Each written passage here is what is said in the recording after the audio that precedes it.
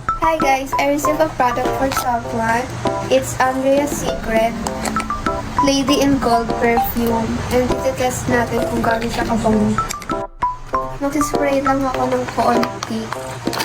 Tapos papaamin natin sa boyfriend ko.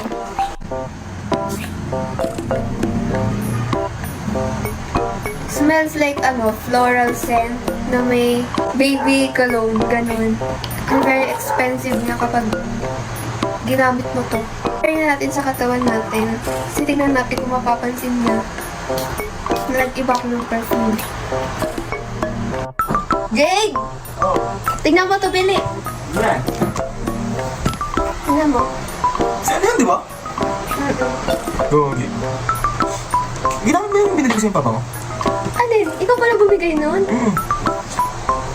Banga! Ano lang yan, mura lang yan. 100 plus lang yan sa TikTok shop. Oo. Ikaw pala nagbigay niyan? Oo, kasi mahilig ka sa perfume, di ba? Tinaray ko lang siya. And pwede din siya ipang gift, guys. Kasi hindi ko naman alam na si Jade pala yung bumili nito. Akala ko may nagbigay lang. 100 plus lang pala to sa TikTok, guys. Kaya kung gusto mo nito, check my yellow basket. Kung gusto mo mag-amoy expensive na floral and parang mga baby scent, eto ka na. Kung gusto mo mabaliw yung jowa mo sa'yo, bumili ka na nito.